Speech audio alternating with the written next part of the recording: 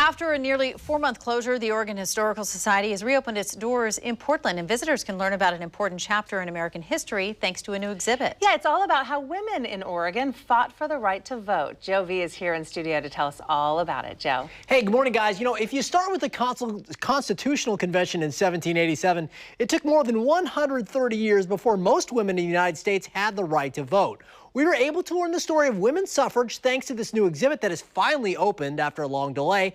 And as you'll see, we also got the personal perspective of an historic figure in Oregon politics. The doors may have closed for a while, but you can never close the book on this important chapter of history. You guys shut down the day after this exhibit opened, right? Exactly, and I'm standing here in it.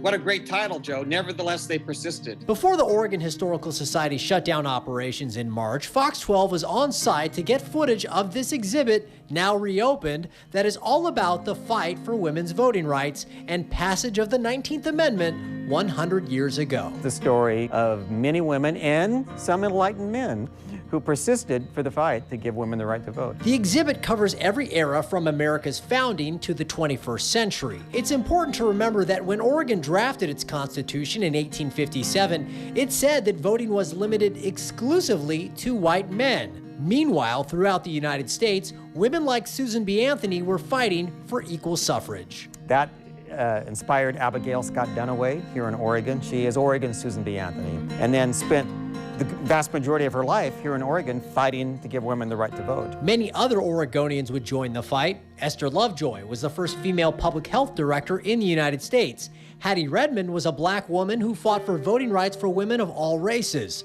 Their work would eventually pave the way for young women like Barbara Roberts, who in the 1950s was a student at Sheridan High School. One of the things I knew is I'd never be student body president.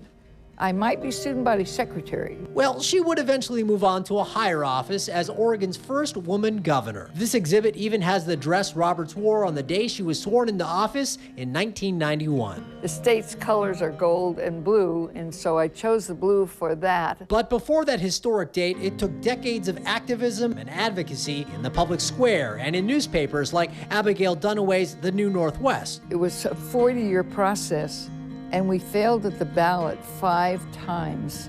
So it got on the ballot and it would fail, and then it'd go back on the ballot and it would fail.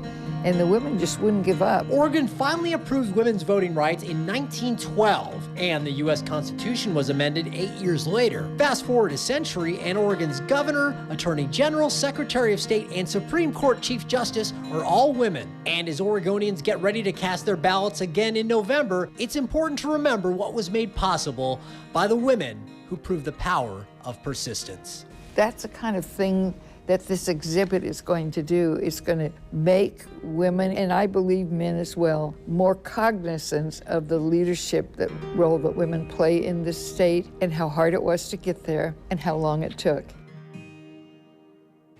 It is a really incredible story, and you can check it out now. They finally reopened. You know, they closed in March, right when that exhibit opened. So they're closed on Mondays, Tuesdays, so you can't go there today. And of course, all the rules that apply to indoor spaces, you know, bring your masks with you. There'll be social distancing and that sort of thing. That interview with Governor Roberts and Carrie, the one that was done in the museum, Stephanie Domeron actually did that before the exhibit shut down, when it was getting ready to open, and then everything shut down. So we've been sitting on that footage for about 4 months now. I'm glad that we finally get to air it, and you finally get to see that exhibit. Boy, it gave me goosebumps. Yeah, you know, I know. Amazing, like how long it.